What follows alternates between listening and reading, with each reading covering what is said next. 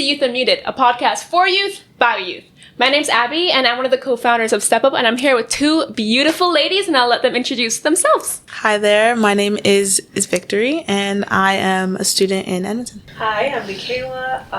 I love to write poetry, and I actually wrote one called One Blood, which I'm really excited for us to dive into everything concerning racism and etc.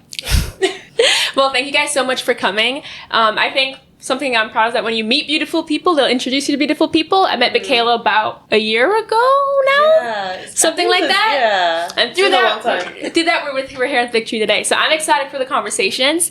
Today we're going to talk a bit about colorism, specifically in the Black community, a bit about our personal experiences and how we think, there can be change with that within the Black community. Yeah. So before diving into everything, I figured we start with the actual definition. So colorism is prejudice or discrimination, especially within a racial or ethnic group, favoring people with lighter skin over those with darker skin. And an example where we see this in today's society is dating preferences. That's the big overall spiel of it, just making sure we're all on the same page. I was curious, both your guys' kind of first encounters with colorism, because I know it's probably not at the age people think it's at. Well, honestly, I can't say that I've partially experienced colorism, because I'm kind of light-skinned myself, and I'm aware of that. But I've definitely seen it in my community a lot. I've seen it within family communities, within church communities, and it's often said as a little joke, as it's often said offhandedly and not seen as an insult, but sometimes I'm like, something about that wasn't quite right, but I can't put my finger on it because, well, we're all Black, so what's the problem? So that's the first time I started to really be like, there's a deeper thing here. It's definitely harder to identify when you're comparing it to racism. When a white person is saying something racist, I think that's easier to clock than colorism. Yeah. Sorry, Michaela. As well, honestly, I've never really specifically gone through colorism, though living in Finland for majority of my childhood, which is a predominantly white-based country, it wasn't fun. I did have a lot of racism pointed out at me, especially being the only Black student back at my school. And so there would be so many instances where I would want to join specific, fun games, just be included, and they'll be like, "Oh, you can go do something else," which is still ringing in my mind to this day. But, we learn to forgive, but not forget, and that is why we're having this conversation today. 100%. And sorry, that's your experience, but heavy on the not forget, because I think, we still need to have these conversations. Yeah. If we keep us forgiving, we're in the cycle of over and over again. Yes. But the never-ending cycle. Yeah. Someone has to stand up. Yeah. But you don't want it to step up. Oh! I like what you did there. I like what you did there. Mm-hmm. For me, it's very different, because majority of my life was in Jamaica, and I distinctly remember this. My great-grandmother lived with us for a brief period of time, and mind you, this woman was 90-something. So yes, wasn't 100% there all the time. Mm-hmm. And it was interesting, navigating that alone at being 8, 9 years old. But in Jamaica, it's normal to have a helper because parents have to work 2, 3 jobs in Jamaica. It's just normal. So I had a helper who happened to be dark skinned, and she's who kind of, watched me during the summer, helped me with my homework, all of that things. Mm-hmm. And I distinctly remember one day my grandma was having a badder day. She has good days. Some days she's just angry at the world and kind of go. Yeah. When you're living with a 90-year-old, one of those days. Yeah. And she was just being so mean to my helper, who was giving her dinner and making sure her meds were good, and just kept calling her such awful. I don't even want to repeat it, but awful names and stuff like that. And 7-year-old me was "Grandma, stop! Don't say that about her." And of course, I got literally smacked by this 90-year-old woman. And it's this is grown folk business. You can't join grown folk talk and stuff. And I didn't say anything then. But then when my mom came home, I pulled her in the corner. I was like, "Mom, this happened. I didn't quite know what it was, and I just knew it didn't feel right." And then that's kind of when my mom had the conversation with me for the first time of "No, this is not right." So I'm glad that I had a mom that steered me the correct direction, because my grandma was a light-skinned woman as well. Being someone that's light-skinned, I'm so glad that I had an understanding of it from an earlier age, that I could then use, especially in Jamaica, light-skin privilege is ridiculous. It's to a whole other level than it is here. So I'm actually pretty appreciative of understanding the privilege from before I'm even in situations like that. But that being said, I think, I'll speak specifically like a Canadian context, the biggest way we see colorism is in dating preferences. And I'm curious on y'all's opinion on that, because that's the most I see online. Like, it's not racism. You can't tell me who to date. Da, da, da, da. So I'm curious on other people's. I know my stance on it. I'm curious what other people think about it. I think it's very stupid. It's dehumanizing, to be honest, because rather than fixating on personality, interests, like religious things you have in common, like physical things, you could fixate on literally anything else to choose who to date. But they're like, her skin's lighter, so I'm gonna go for her. Like, are you like, it's just really stupid to me. Like, that's all. And as the girl, if that's the reason you're being liked, like, I feel like Literally. is there nothing else to you? Like, is there no other part you're proud of? Yeah. Honestly, but it's dehumanizing, because the reason I use that word is because you are not even looking at human characteristics. You're looking purely outwardly. That it's like you might as well be picking out a cat at the cat house. Sorry, I don't know where cats are for. No, okay, but it makes sense. Well, like, you might as well be picking out like a cat, because you're just looking at their coat. You're not even really looking at them for real. No, literally. It's just like, and you'd hope a life partner, you'd put more thought into it than that. honestly, how about you? Honestly, when it comes to, people who say, yeah, I prefer dating a girl who's lighter skin, and mind you, these are dark skinned boys talking. And it's like, your mom is dark skinned. Mm-hmm. So your sisters, your whole family. So it's not technically about wanting to, like, you're colorist to your basically family, and you're trying to. Honestly, I wish I knew what was going on in their minds, or what is going on in their minds when they don't we all make that type of right. Is there anything going on in their minds? Honestly, because when you have the arguments with them. And you counter all that they're saying, there's nothing, like, they have nothing to back up their beliefs. Yeah. Because I've had so many conversations where it's like, and also, I know I'm literally going all over the place, but let's say you have a kid, because how genetics work out, you don't know what the kid's gonna look like. Mm-hmm. Let's say you have a kid, and the kid has your features. The kid is a darker skinned kid, the kid has, like, thicker hair, whatever it may be, and you're putting such negative connotations to these features, and this kid has this feature. I hope you're going to love this kid that has this feature. And you're going to tell that kid, oh, you have beautiful skin, you have beautiful hair. Like, because if you don't even believe that about yourself, then you're going to have a kid that also believes in the same things you believe and hate the features that they have. Yes. I've seen that in my family, actually, my extended family. Like, I've seen aunties critique my cousins because, oh, her hair is so tough, it's so hard to comb, nobody wants to braid your hair, you want to shave your hair, and it's like, oh, wow, to children, like, literally. Right? And it's worse because it's like, they'll see, every girl looks up to another girl, it's just how it is. So they'll see you looking all fresh, you have your hair done, and you don't even want to comb their hair. And they don't have the ability to do that. Like, they're 7, 8, 9. Like, they're literally children. And it's so upsetting to see, because it's that internalized hatred that they're projecting onto children. And then when these kids now grow up to hating who they are. Right. Hating who God made them to be. Yep. And it's like a never-ending cycle. And we're seeing it. Of pure hate. Oh.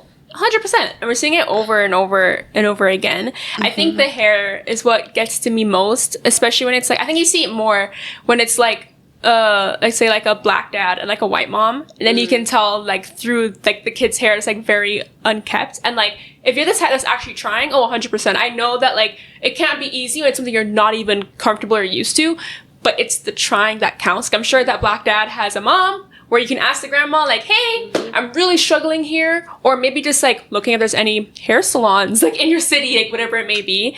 But, like, that's what starts the hatred of, because I think hair for girls is, like, such a touchy topic. And that's what starts the hatred from what you're hearing your parents describe your features as. Absolutely. Yeah, and I think, to touch on this topic, I think it's just my thought, but I think that's why most of us dark-skinned, brown-skinned women, we tend to end up relaxing our hair, or just keeping it straight, because the trauma is still there, right? 100%. Like, I mean, you know, look your fly, do your straight, because I straighten my hair sometimes, right? Not to say don't straighten your hair, but it sometimes, we also have to understand that some people intentionally do it because they want to be perceived a certain way and look differently. It's your intention behind it. Right. Like, we're not saying anti straight hair, right? But it's like, why you Why have are to you ask doing yourself it? why? Because if it's like What's your why? internalized hatred, internalized colorism, then there's a bigger issue here.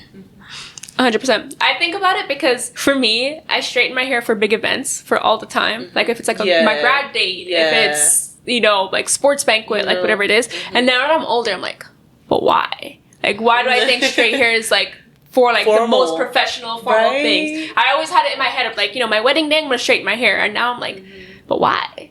Like, what is that? Early. But I think we need to be having these, like, take that step back and, like, just think, like, why we do the things we do. Right. But I think tying into the why, I think a huge thing is what we see online. I think when it comes to, I don't want to sound like we're all girls here, so it may seem like we're biased, but I don't want to sound too biased, but I do think it's, like, black boys and men that typically have the ideas of, like, oh, I would never date a dark-skinned woman or whatever it may be.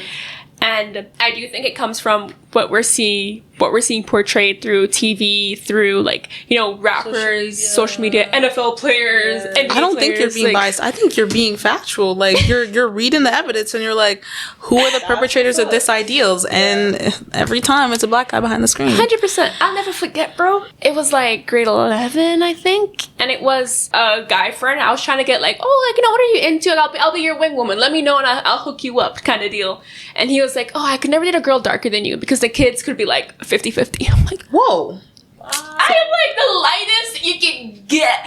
Are you kidding? And like, it was like, he was like, oh, like, it was like a joke. But then I was like, bro, ain't nothing's Where funny. did that spring up from? The fact that he thought that and then said it out loud, like, what? But mind you, it's just like a group of people, and everyone like just kept going. I'm like, so no, run it back. Let's evaluate that real quick. That's crazy. It is. But again, it stems from he was someone who like hated his skin growing up, didn't have any classmates that looked like him, got picked on a lot for it. So then that's kind of where it took him, I guess, and not to even justify it, because I still think it's an awful opinion to have. No, yeah, 100%. Like, you're right. Yeah. Because, you know, like, even just referring back to what you said earlier before this whole podcast started, you mentioned something very important, that it starts with the younger ones, right? Well, what certain people experience as they're younger, they end up, you know, becoming whoever they become just because of their past and their experiences. And so it makes total sense, right? Yeah. Yeah. But So that's why I think parents need to be having these conversations with your kids. Thank you. That's it. That's. I think we had the racism talk, or at least in the black community. I know, like, for example, my little brother, like, when he was in school, we had to have the race talk from, like, I think, like, kindergarten, you know? But I don't think we have the colorism conversation as much as we need to. I also think that tying back to reason why it's, like, subliminally, like, in our minds without us even noticing, hence we don't have the conversations, it's, like, through the TV shows we watch. I remember, like, I watched Fresh Prince when it wasn't, like, live, obviously. Like, I wasn't born in the 90s, but like watching it as reruns. And my dad told me, I remember watching, like, I watched it like straight through, and I was at season 1. He's like, oh, wait till the Aunt Viv switch. And I was like, huh? And then like eventually I saw they switch from like a dark skinned mom to like the light skinned mom. And then I was doing research on it and like kind of seeing how a lot of people are saying how this was the start of like the hate of dark-skinned women and everything like that. But then it had me thinking of like all those 90s, 2000s, even like later on TV shows. It was like the dark-skinned mom and the dark-skinned dad and the light-skinned mom. Even like, what's it called? The cartoon like Proud Family, or is it called Proud Family? Proud Family, yep. Yeah, we don't even think like, oh, why is this? But it's just even in your animation, even when it's not real people, they insist on perpetuating the same stupid ideals. Like, are we serious? Oh, like, yeah. It's damaging though, especially because I grew up on Disney as a kid. I was like Disney, YTV Family, and all that. And every single show, there's either going to be a token black guy and then a token light-skinned black girl, or there's just going to be none. That's just how it was almost every time. Like, I can't. It's frustrating. And then even when you have the token light skin, like I see all the jokes of like, we're tired of seeing Zendaya, when it's like, it could be like, when the role itself could fit, like a darker skinned person was based on a book or things like that, like we still are putting a light skinned actress in that role when that's not how the role was originally written. But I don't know what it is about like Hollywood or like movies and stuff that like keep forcing this narrative, but then we just like eat it up. We don't even notice like the way it's changing the way we think. Like, for example, like even you were mentioning like Casey Undercover. That's one I didn't even think about. Really? I didn't even process it in Casey Undercover. Oh no, girl! Which I is thought about crazy. that immediately. In fact, speaking of Disney shows, I literally brought it up. But like speaking of it, Let It Shine was like the first film of its kind because nobody is particularly like everyone's like brown skin. Like everyone's like brown skin or like first of all the cast is like biggest cast of black people I've ever seen on a Disney thing, especially. Yeah. And then race was never like a concern and colorism was never a concern. I think they did amazing on that, and then like absolutely forgot about it and fell off later. But, Oh, like, I still watch Let It Shine to this day. My Disney Plus account is literally just to watch like Let It Shine. I love it so much, but like, I've actually never watched it. you're lying. I've heard of it. Bro, but me I've and Brittany never literally watched it together. Really? Yeah. Bro, he was a little church boy, and like his dad wanted him to like. You gotta watch it. I will, because now I'm hearing the hype. I'm like, I wish I heard this hype before. You know, much like racism, colorism stems from a long, long history of slavery, colonization, and then later segregation. So it never really went away. It just always transforms. It's always transformed into a more palatable form for the public to consume. And, you know, like you said, it's intentional. So in the same way, I feel like we got to be intentional about changing that narrative. Oh, Very. yes. And I think that's kind of the hard thing for people to really like chew on. I think it's because people, when it comes to colorism, it's closer to home. Like racism, you know, it's like, oh yeah, like they're doing it to us kind of deal. It's easier to bash others. But colorism is like, no, like my parents are hating on my darker skinned sibling. And I think those are harder conversations to have because it's with people you love and it's like in your face, like in your home. So it's kind of wondering, what are some, I don't want to say tips and tricks because it is much heavier than that. Yeah. But like, if you were talking to someone that is, you know, dealing with these things, what are some advice I'd say you would give them? This might be hard for some people, but I just like ask them why. Often people say things without thinking and they say things that they've heard. They just recycle thoughts. So someone's going to be like, oh, like you look so cute if blank happened. Okay, why?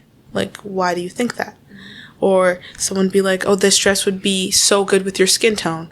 Oh, thank you. But like, why do you say it like that? You know? Especially with younger Asking. ages, I think they hear things and then repeat it. Hear things, repeat it. Where if you like stop and like, hey, like, why do you think that? Oftentimes, like, oh, you know, I don't know. Like, I heard my mom say something similar. Like, yeah. But sorry for interjecting. Michaela. I'll say first, I see you, been there, type of thing, right? And so, honestly, I'll let them know. I wish I could pull up the verse, but it goes, "You are wonderfully and beautifully made." I will have her recite that daily. Let it be a daily declaration. She looks herself in the mirror and she says, "I am wonderfully and beautifully made. I am a light. I am beautiful. I am this. I am that." You know, declaring positive affirmations to herself so she grows with that, knowing that she's secure in her identity and she's secure in who she is. That would be something I would tell my younger self. And just looking back now, it's like, yeah, I wish I had that person who could tell me what I know now. Right?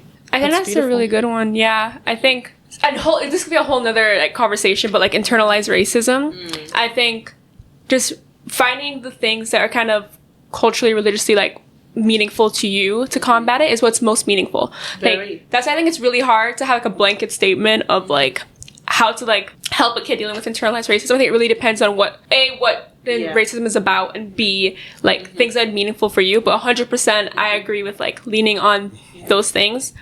I think I'll go from like the other, because you guys already covered like what you would do if like someone's experiencing colorism. I think I would go from the end of like what people who are like a light skin can do to kind of counter it. It's unfortunate to say, but when you're talking to like, again, don't want to target the men, but when you're they are the point of target, guys. When you're having conversations with people, I'll say people, have conversations with people who are like believing in this. A lot of the times, someone who's light skinned may be the person to get through to them, which is very, very unfortunate. But I think it's the same thing when it's like, when it comes to racism, we're like, we really want the white woman to like be on our side because they'll listen to the white woman. White women tears very loud. Exactly. So I think it's this, we acknowledge it then, but it's harder to acknowledge within colorism.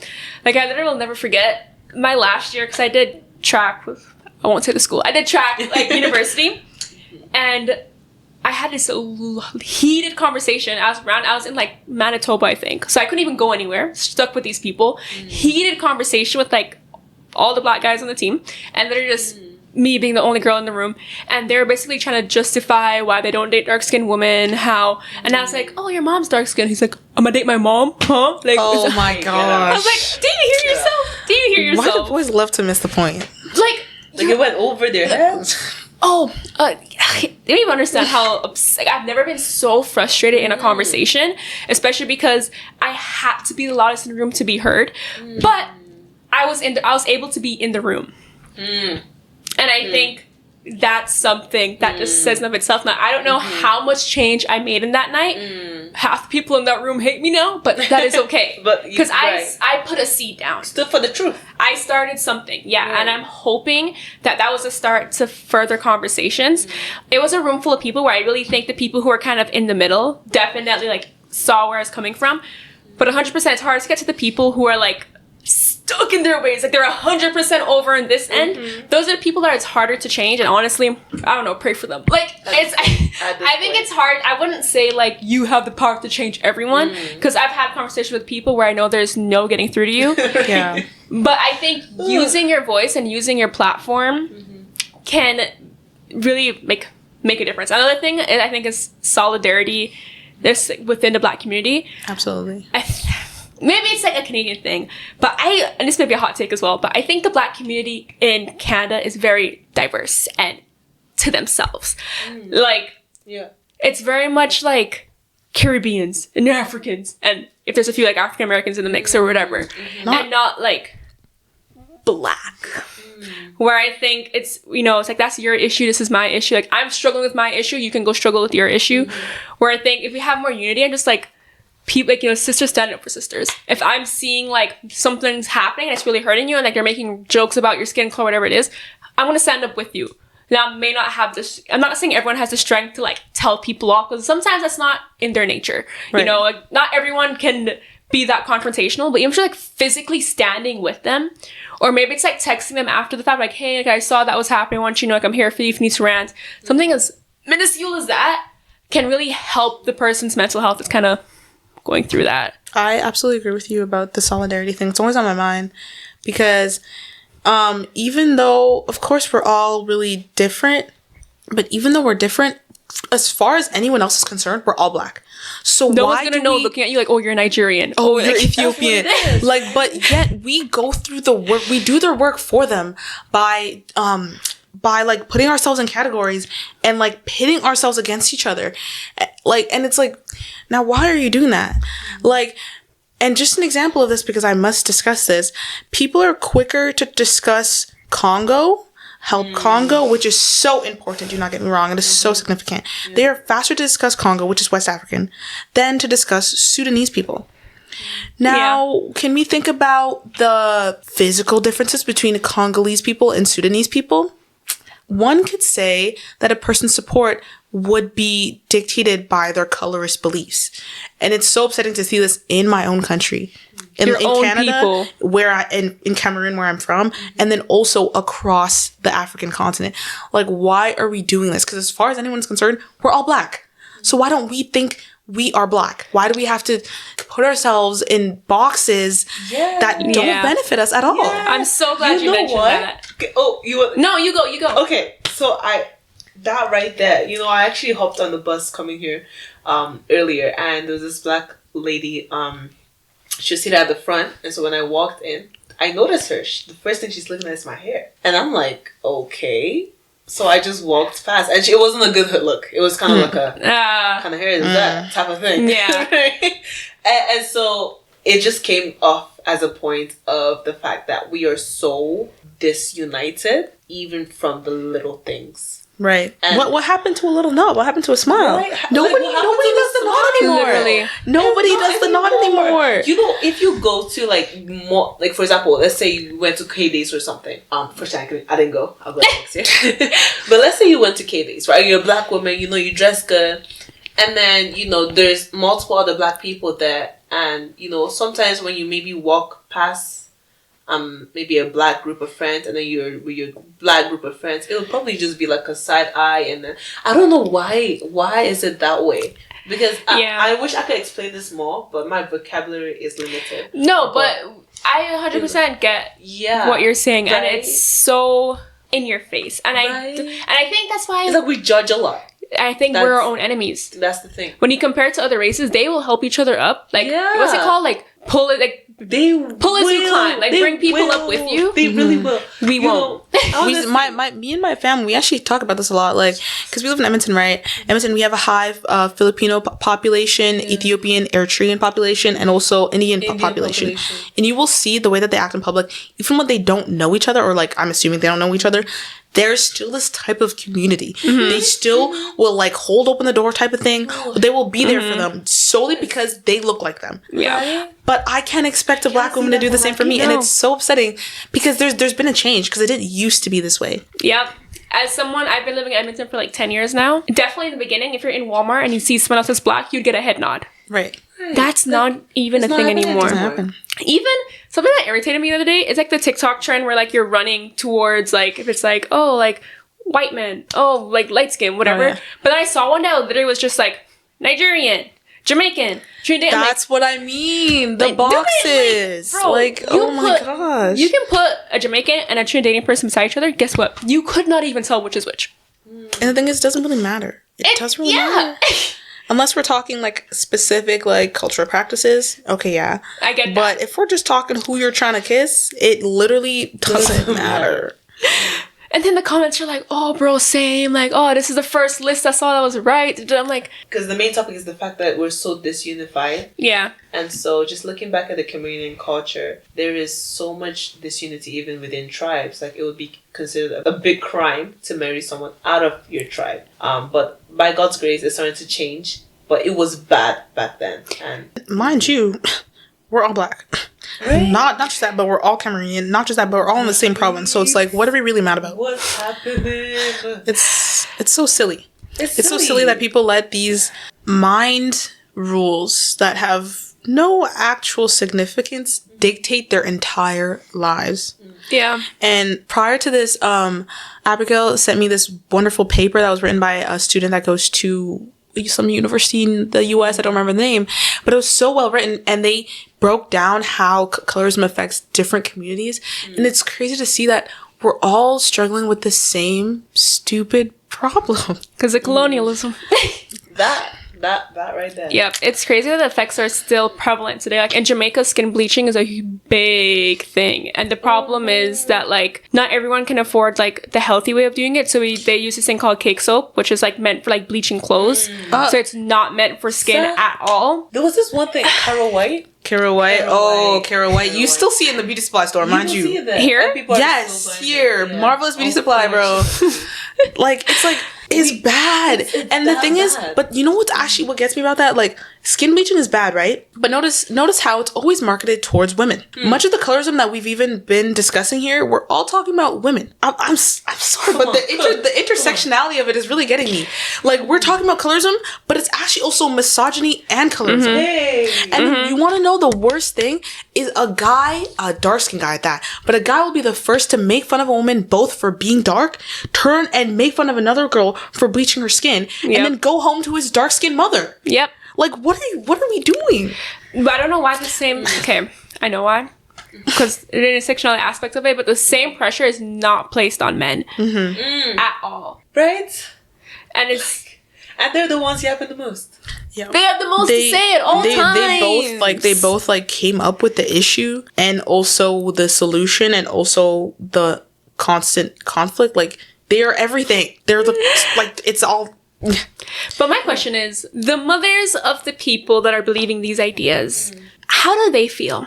Like, if my kid had this idea, ideology, right. Like, we're fixing that. We're God fixing forbid, that. Honestly. So unless they don't know, unless these are opinions they keep to themselves and they don't have these conversations with their parents, but like, I feel like a comment slips out in front of you. You're with your parents for how long? Like, your parents have heard a comment. Yeah. Like, I also think when it comes to like immigrant households, intersectionality again, but the pressures we put on like daughters and boys, where I feel like they probably hear it from the boys, but oh, that's my baby, that's my little prince, he can do whatever he wants.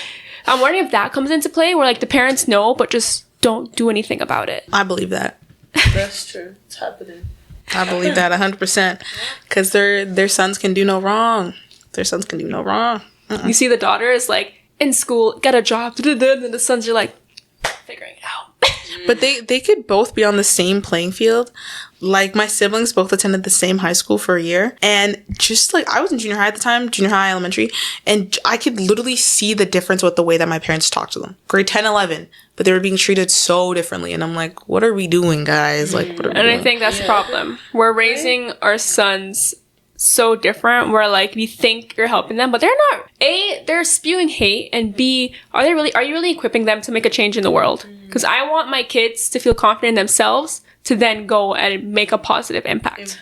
Right. So if they're not confident in themselves, they're not going to be confident enough to go do that. Because charity begins at home. Right? Exactly. The reason why I think it's harder to address colorism is because it's not just one singular box. There's so many overlays that play a part into this, but kind of like tying it all back up to wrap up of ways we can kind of address it.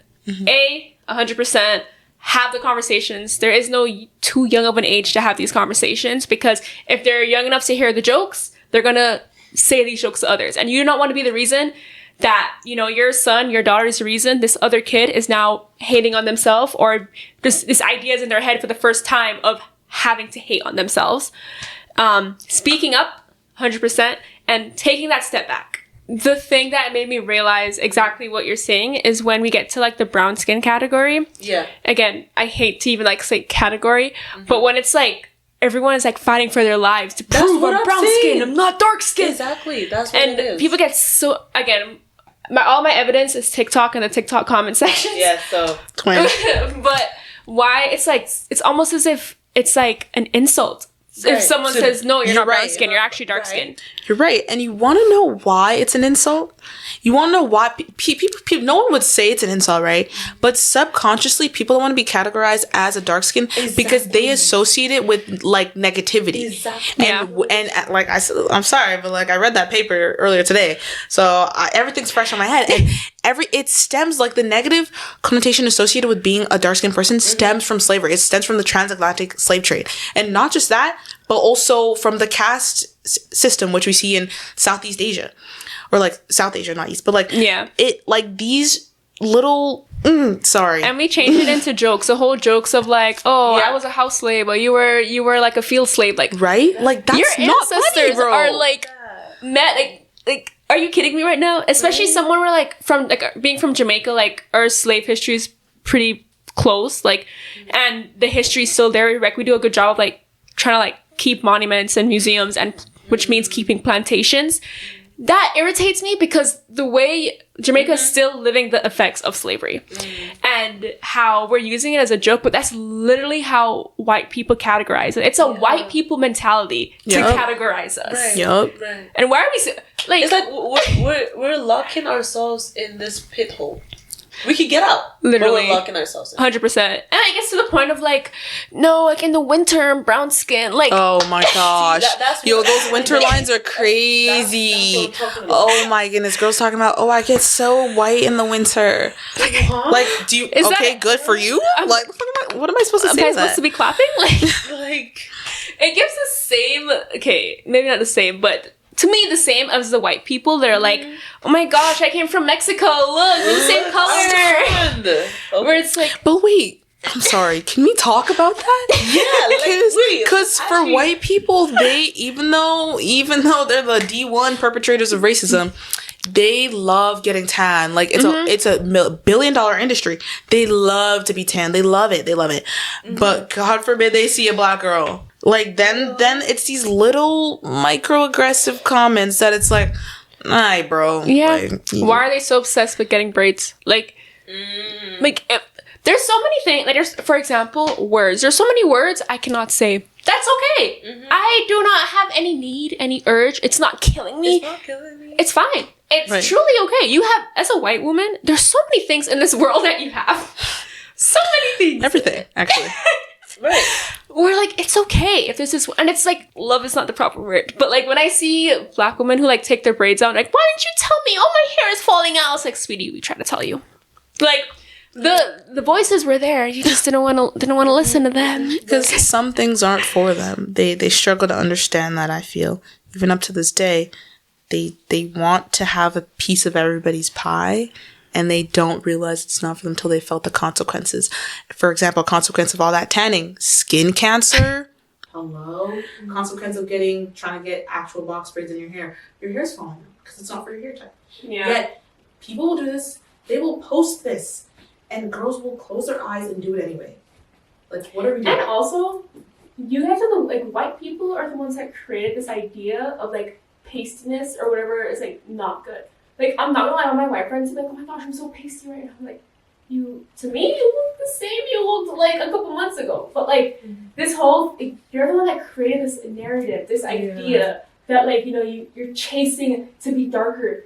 You just did it to yourself. This is y'all people's fault, right? Isn't it kind of upsetting though? Because we are talking about colorism, which is a subdivision of racism. It's crazy that Black women are pushed to, or we seek to be lighter, while our white counterparts are pushed to or seek to be darker. What are we doing? What's happening? Guys, can we just do a quick? What are we doing? Let's literally what?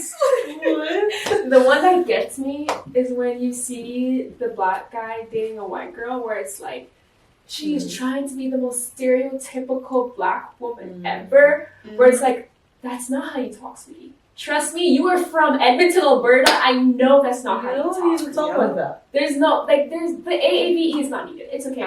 We can speak normally. Right. So it's you don't want a Black girl, but you want a white girl that resembles a Black girl. They want a caricature of us. They don't want who we are, because for some reason that's so scary. I get to understand, because whenever I do ask that why that I mentioned is a tip, there's no answer. Bro, the one that makes me because I feel I try to be in the now of when people grow, it's something to come with maturity. I feel when men hit 30, there'll be a change, but. Hopefully. The last Super Bowl is where I saw a lot of it, where if I get any of these sports references wrong, I apologize. But it was the Eagles, I believe, and then you have Jalen Green, who is a light-skinned guy, and his wife is light-skinned, brown-skinned, woman. And in the NFL, everyone is dating a white girl, right? Yeah. The amount of hate this woman has gotten, we know nothing about her. She's very private, very secretive. All we know is that it's Jalen Green's wife, and that's the furthest we know. But the hate she gets about how she's so ugly and this and that, and just wants you for your money, you don't know anything about her. You don't. And these are grown men leaving comments like this. I'm maybe it's not even a maturity thing. Maybe it's if you're stuck in your ways and you choose to be this ignorant, then that's what you're gonna believe in. People are so bored. But it's terrible, because this boredom leads to hatred. It leads to hate crime. Sorry, yeah. And that harms people. It's serious. It's funny when it's online, but as soon as it leaves the screen, shit gets serious. And it can leave the screens in more ways than you think. You have no idea the mental state of the person receiving all of this hate. To kind of tie it up, first I want to thank you guys so much for coming today and having this conversation. This is actually the first idea I kind of once I found out we were doing a podcast, is the first outline I read, the first idea I kind of pitched, because I just know the impact it can have on, our community. And I say our because we're going to unify our community. And this is step one. So, want to find out more about Step Up? You can check our Instagram page, stepup_AA. And we even have a Spotify. So you can listen to these little podcasts while you're driving, while you're hitting the gym, whatever it may be. So, stay tuned for the next one. See ya. But Wait. I was gonna say something. Okay, you can say it. Thank you so much for having us. Thank you. We really appreciate this platform. We love what you're doing. We need more awareness out there. Abigail, love it. Ravina as well. Love what you guys are doing. And may the Lord continue to use you in that area, right? If we need so much recognition. And I really pray that this podcast gets to where it needs to be. For real. Mm-hmm. Thank you. Thank you so much, and I hope you guys were listening. I hope you guys Write it down. Notes, but yeah. Thank you guys so much. Thanks. See ya. Bye.